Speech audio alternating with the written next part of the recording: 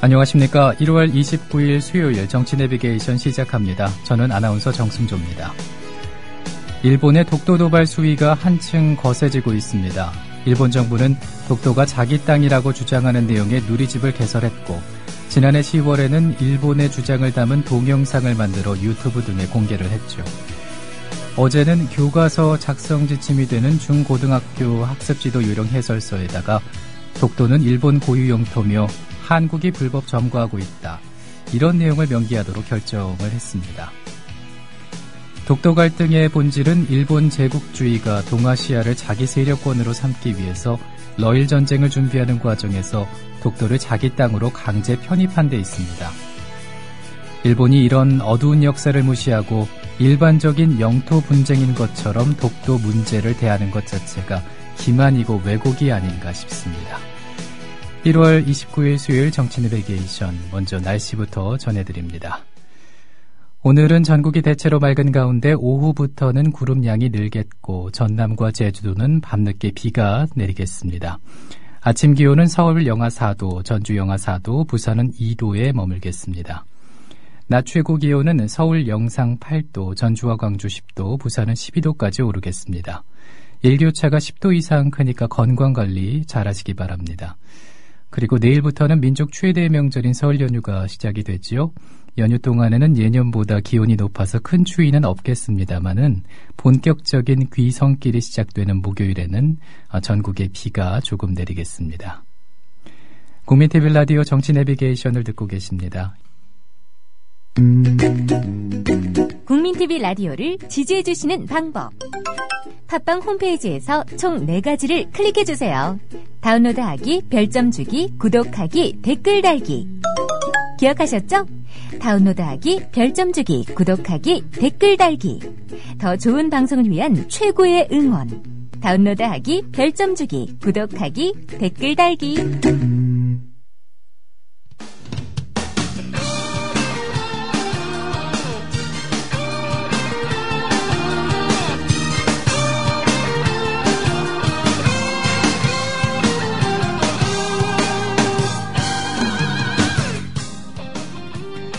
네, 국민TV 라디오 정치 내비게이션을 듣고 계신 현재 시각이 7시 8분을 지나고 있습니다.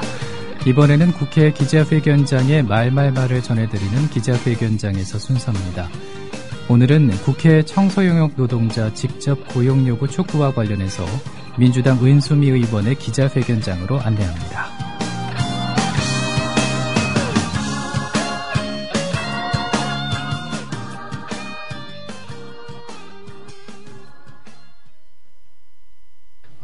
먼저 성명서를 은수미 의원님께서 읽어주시겠습니다. 예. 국회 청소노동자 직접 고용을 반대한 새누리당을 규탄합니다. 오늘 오전 11시 국회 운영위원회 제도개선 소위원회는 국회 청소노동자 직접 고용에 대해서 다시 한번 논의를 했으나 새누리당과 국회 사무처의 반대로 직접 고용이 결국 무산되었습니다. 이것은 제도개선 소위가 사실상 면피용으로 열렸음을 의미하는 것입니다. 국회는 이번에도 박희택 국회의장의 약속, 2011년 국회 청소노동자를 직접 고용하겠다는 그 약속을 지키지 못했습니다. 더군다나 국회 사무처는 국회 청소노동자 직접 고용 문제에 대해서 처음부터 끝까지 반대로 일관했습니다. 국회 사무처가 단독으로 결정해서 예산 범위에서 시행하면 되는 일을 가지고 여야 합의를 핑계로 책임을 회피했습니다. 따라서 국회의장과 사무총장의 이러한 행태에 대해서도 강력히 규탄하는 바입니다. 또한 지난 대선에서 박근혜 후보와 새누리당은 공공부문의 비정규직을 정규직화하고 처우 개선을 하겠다고 약속을 했지만 국회 청소노동자 직접 고용 문제에 대해서는 일관되게 반대했습니다. 새누리당 황우여 대표는 지난 1월 초순 국회 청소노동자와의 간담회 자리에서 공공부문 슬림화가 현 정부의 기조이기 때문에 청소노동자의 직접 고용은 불가하다, 직접 고용을 한 서울시 등은 잘못된 거다라는 취지의 발언을 한 바 있습니다. 그렇다면 새누리당의 지난 대선 공약은 단지 표를 위한 거짓에 불과했다, 이런 것을 입증한다고 봅니다. 직접 고용이야말로 국회 청소노동자들의 처우를 구조적으로 개선하고 인권을 살려낼 근본적 방안입니다. 간접 고용을 할 경우에 청소노동 일반 관리비와 이윤을 중간 업체에 쪼개준 후에 임금을 줘야 되기 때문에 사실상 임금 상승이 어렵습니다. 또한 간접고용 노동자는 재계약에 대한 두려움으로 헌법이 보장한 노동 3권조차 행사할 수 없습니다. 민주당 을지로위원회와 이 제도 개선 소위는 새누리당의 국회 청소노동자 직접고용 반대에 대해 결코 좌시하지 않을 것이며 오늘부로 이 문제를 단지 국회 운영이나 민주당 을지로위원회에 가둬두지 않고 전 사회적인 이 투쟁과 공론의 장으로 넘길 것을 선언합니다.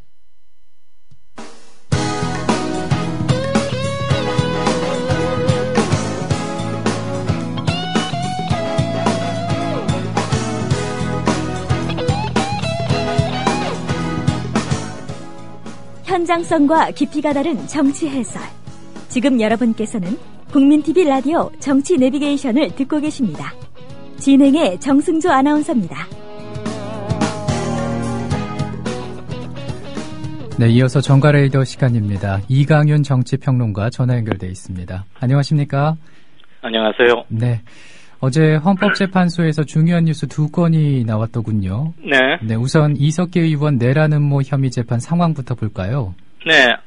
요 바로 앞에 뉴스 브리핑에서도 잠깐 언급이 됐었습니다만 우리 헌정사상 처음으로 정당 해산에 대한 첫 공개 변론이 어제 시작됐습니다. 사안이니만큼 황교안 법무부 장관과 이정희 통합진보당 대표가 직접 공개 변론에 나섰습니다. 네. 헌법재판소 대심 방청석은 가득 찼습니다. 사안의 중대성을 반영하듯 정부 대표로 황교안 법무장관이 권성 전 헌법재판관과 여러 명의 검사들을 대동하고 변론에 직접 나섰고 이에 맞서서 통합진보당 측도 10여 명의 변호사와 함께 이정희 대표가 변론했습니다. 황 장관은 통합진보당이 북한식 사회주의를 추구하고 있어서 우리의 민주적 기본 질서를 심각하게 훼손하고 있다. 통합진보당의 북한 추종성은 북한의 대남혁명 전략에 따라 대한민국을 파괴하려는 당의 기본 노선에 근거한 것이다. 이렇게 공격했습니다. 네. 이에 대해서 이정희 대표는 현 정부가 통합진보당을 억압하기 위해 이번 해산 심판이 이루어진 것이라고 주장했습니다. 진보당은 부당한 특권 해체와 동등한 주권 보장을 말했지 누구에게만 주권을 부여하고 어느 누구의 기본권을 뺏겠다 이러지는 않았다라고 주장했습니다. 이석기 의원의 내란 혐의에 대한 1심 선고가 내달 21일이어서 한 달도 채 안 남은 상황이고 정당 해산 여부는 5월 안으로 결정날 것으로 보입니다. 이번 재판 결과는 6월 4일 치러지게 될 지방선거에도 상당한 영향을 미칠 것으로 보입니다. 네. 이제까지는 정당이 전국 단위 선거에서 2%를 얻지 못하면 자동 해산이 됐었지 않습니까? 네. 네, 그것에 대한 위헌 판결이 내려졌어요.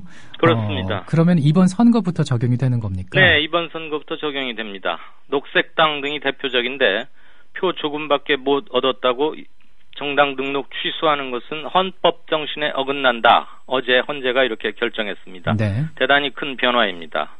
물론 녹색당, 노동당 등 소수 정당들은 악법 조항이 사라졌다면서 일제히 환영 의사를 밝혔습니다.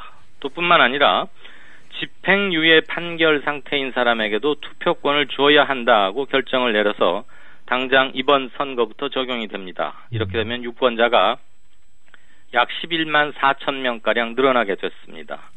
아주 초박빙의 미세 국면 선거구에서는 이런 표도 상당한 영향을 미칠 수 있죠. 어쨌거나 아직 유죄가 확정되지 않은 사람들에게 참정권을 뺏는 것은 잘못이다라는 사법 정의적 측면에서는 진전이라고 평가할 수 있는 판결입니다. 네. 이산가족 상봉이 이제 날짜만 정해지면 될 것 같은 분위기였는데 어제 북측이 대답을 안 했군요. 네, 그랬죠. 이번에는 북측이 남측의 모든 걸 일임하겠다고 해서 그리고 우리가 고심 끝에 요 날이 좋겠다라고 택일 해서 보냈는데 마치 무슨 혼사 오갈 때 택일에 사주단자 왔다 갔다 하는 것처럼 좀 터덕거리는 대목이 있습니다. 통상 남북 전화 연락, 비상 전화 연락 유지하고 있지 않습니까? 네. 그 소통 마감 시간이 오후 4시인데 어제 북한 측에서 그걸 조금 기다려달라, 좀 더 있어보자 이렇게 해서 6시까지 기다렸지만 끝내 답은 안 왔습니다. 이렇게 돼서 오늘 열려고 했던 남북 적십자 실무 접촉도 조금 어렵게 됐습니다. 북한이 우리 제안을 그대로 받지는 않는다고 하더라도 어제까지는 북한이 나름의 수정 제어를 해올 것이다 이렇게 관측하고 있던 우리로서는 조금 상황이 뒤틀리게 됐는데요. 우선 북한이 앞으로 상봉 행사를 추진하는 과정에서 우리 측이 제시하는 일정을 순순히 수용하지 않겠다는 뜻을 시사한 것 아니냐 이런 해석이 나올 수밖에 없습니다. 북한은 지난 24일 보내온 전통문에서 남측이 편리한 대로 정하는 것이 좋겠다 하면서 상봉 시기를 우리 측에 이름했었지 않습니까? 네. 그렇지만 북한은 여전히 이산가족 상봉 행사를 대남 압박 카드의 하나로 활용하겠다는 미련을 떨치지 못하고 있는 게 아니냐 이렇게 우리 측의 강경론자들은 분석을 하기도 하고 있습니다. 정부는 키 리졸브 연습 시작에 앞서서 내달 17일부터 22일까지 이산가족 상봉 행사를 개최한다는 목표를 세우고 속도를 내서 추진해 왔었습니다. 네. 그렇지만 북한으로서는 행사가 2월 말 이후에 열려야 이 이산가족 상봉 분위기라는 극적인 분위기를 명분 삼아서 한미 키 리졸브 훈련 중단을 압박해라. 이렇게도 활용할 수 있는 그러니까 일종의 정치적 계산인 거죠. 네. 그런 얘기들이 오가고 있습니다. 그렇지만 완전히 무산되는 것으로 보는 분위기는 양측 다 아닙니다. 정부는 일단 오늘까지는 북한의 입장을 기다려본다는 방침입니다. 네. 지방선거 한번 점검을 해보겠습니다. 한겨레가 여론조사를 했던데 민심 동향이 좀 파악이 되고 있나요? 네, 큰 흐름은 좀 갈래가 잡힙니다. 여론조사 기관별로 또 문항을 어떻게 짜느냐에 따라서 디테일한 차이는 있을 수 있습니다만 꽤 중요한 몇 가지 흐름이 읽혀졌습니다. 네.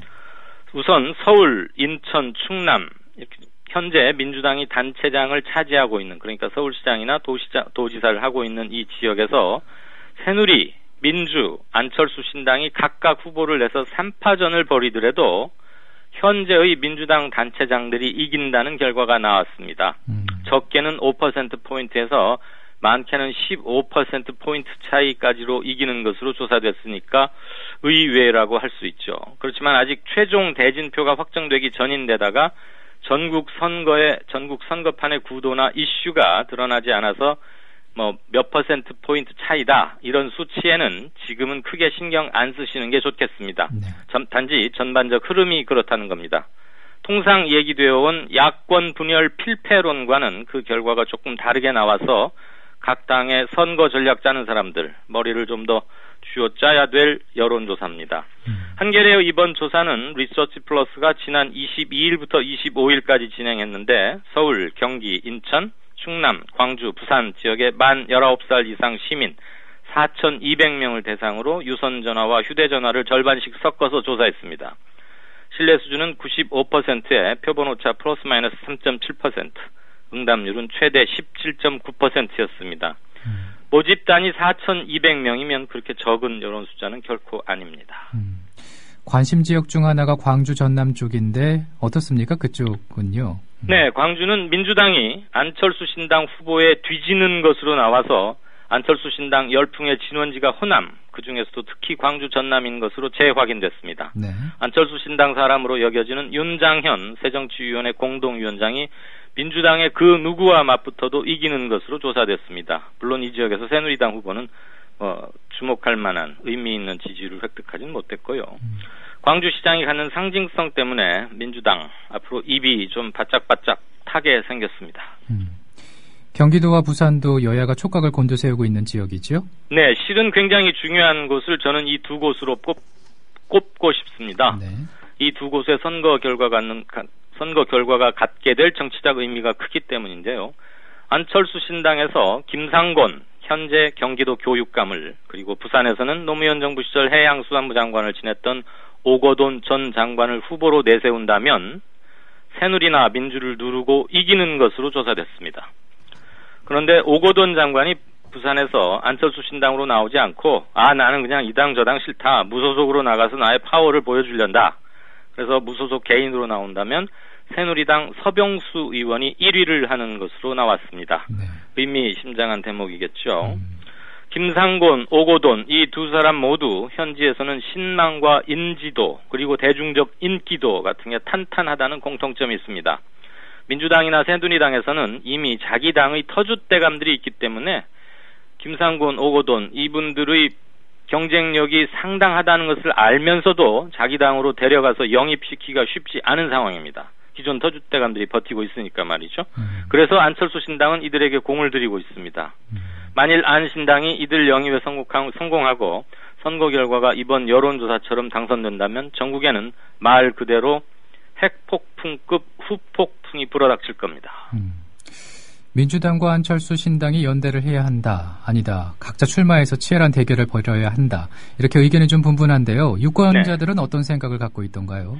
이번 선거 그리고 앞으로 치러질 전국 단위 주요 선거에서 상당히 중요한 요소일 수밖에 없죠. 이번 여론조사에서도 당연히 그 항목 집어넣어서 물어봤습니다.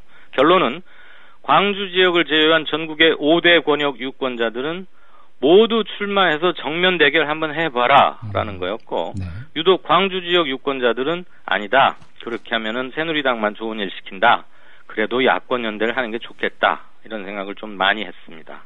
호남, 특히 광주 전남은 전통적으로 전략투표 경향이 아주 강한 곳입니다. 전략투표라 함은 시대 정신에 맞춰서 될 사람 또는 되어야 할 사람을 전폭적으로 밀어주는 투표 경향을 전략투표라고 하는 건데요. 네. 김대중 전 대통령이나 노무현 후보를 기사 회생시켰던 곳이 바로 광주 전남이었다는 것을 상기하면 아실 겁니다. 네. 안철수 신당이 어제 주요 관계자 전원이 약속이나 한 듯이 야권연대 불가론을 펼쳤죠? 네, 합창이었습니다. 합창. 그저께 문재인 전 대선 후보가 야권연대 필수다, 이렇게 발언을 했는데 그거에 대해서 답이라도 하듯이 일제히 연대 불가론을 폈습니다. 우선 안철수 의원은 연대론 자체가 패배주의다라고 했고, 윤여준 공동위원장은 광역단체장 17곳 모두의 후보를 내겠다. 금태섭 대변인은 연대 얘기 도저히 납득이 어렵다. 연대하려면 당 안 만들고 기존 정당에 들어가는 게 맞았다. 그런데 우리가 왜 당을 만들려고 하겠느냐. 이렇게 일제히 같은 목소리를 냈습니다. 네. 문재인 의원과 대구의 김부겸 전 의원의 야권 연대 필수론 또는 분열 필패론에 대한 집단적 화답입니다. 설 쇠고 다음 달 17일 발기인 대회를 열겠다는데 그날 선보일 면면이 안철수 신당의 앞날에 매우 중요할 것입니다. 네. 그리고 어제 이 시간에도 좀 짚어드렸었는데 국회 정개특위가 결국 활동 시한을 연장을 했네요. 네. 네, 그런데 한 달 더 가동을 하면 소득이 좀 나올까요? 그런 생각도 듭니다. 글쎄요. 한 달 더 가동하면 뭐 수당이다 뭐다도 쓰고 신문에도 몇 번 더 사진은 찍힐 텐데 그렇게 전망이 밝아 보이진 않습니다. 제가 보기에는. 어제 뭐 별 소득 없이 곧 끝나게 생겼다, 이 말씀을 바로 어제 이 시간에 드렸는데. 네. 우선 핵심은 대통령이 공약을 지키느냐 하는 의지의 문제입니다. 가장 중요한 것은. 전 국민을 상대로 정당 공천제 폐지하겠다고 했었으니까요. 그런데 새누리당으로서는 공약을 뒤집을 명분이 마땅치 않다, 이런 비판에도 불구하고 정당 공천 폐지를 뒤집으려다가 당내 반대파들의 강한 반발에 밀려서 의외로 당론 채택에는 실패하지 않았었습니까? 네. 그리고 여야 동수인 정개특위에 일임하는 식으로 지금 어영부영 좀 어정쩡한 상태인데요. 그렇지만 현행 방식은 유지하려고 하는 거죠. 즉 기호 1번 새누리당으로 가겠다는 게 전략입니다. 여론은 정당 공천 폐지하자, 대통령 공약 지켜라, 이게 한 6.5 대 3.5 정도로 우세합니다. 아까 한겨레 여론조사를 포함해서 각종 여론조사를 보면 일단 이번에는 대통령이 후보 시절에 공약한 대로 정당 공천제 한번 폐지해보라는 겁니다. 어쨌거나 앞으로 한동안 시끄럽게 생겼습니다. 네. 또 이에 반해서 이 문제는 지금 손도 못 대면서 기초단체장 정원은 슬쩍 몇십 명을 늘렸습니다. 그렇죠. 또 뭐 자기 밥그릇 늘린다, 이런 비난 당연히 따르겠죠. 도마에 오르는 게 불가피해 보입니다. 네. 카드사 정보 유출 사태에 대해서 국정감사가 실시된다고요? 네, 여야가 어제 합의를 했습니다. 2월 국회는 설 연휴가 끝나는 3일부터 연다. 그리고 국정조사 실시하겠다. 정기특위 시한은 방금 말씀대로 연장한다. 이런 게 골자인데요. 우선 카드사 개인정보 유출 관련해서는 금융사 제재 방안과 관련해서 정부는 개인정보를 활용한 금융회사에 징벌적 과징금을 부과하는 방안을 추진키로 하고 있습니다. 그렇지만 야당은 무슨 소리냐? 그거 가지고는 택도 없다. 피해 금액보다 훨씬 많은 액수를 보상토록 하는 징벌적 손해배상제와 집단소송제 도입을 요구하고 있습니다. 이 부분에서 좀 전선이 형성될 것 같습니다. 또 야당은 현호석 경제부총리, 신재윤 금융감독원장, 최수연 금융감독원장의 즉각 사퇴를 요구하고 네. 그렇지만 여당은 그거 사람들 목 치는 것보다는 사태 수습이 먼저다. 우선 사태 수습 먼저 하자라고 맞서고 있는데 사태 수습은 지금 각기 알아서들 하고는 있거든요. 네. 현우석 부총리 등의 증인 출석 여부도 관심이지요? 그렇습니다. 지난 23일 긴급 현안보고 때 국회에 출석했던 기관 증인 등이 모두 나올 것으로 보입니다. 그날 당시 현안보고에는 금융당국 수장인 신재윤 금융위원장, 최수연 금융감독원장, 제가 조금 전에 신재윤 금융위원장인데 금융감독원장이라고 요 앞 질문에서 잘못 말씀을 드렸군요. 정정합니다. 이 두 사람은 물론이고 고객정보가 유출된 KB국민카드, NH동협, 롯데카드 사장과 이번 사건의 당사자 격인 KCB 사장 등이 참석했었습니다.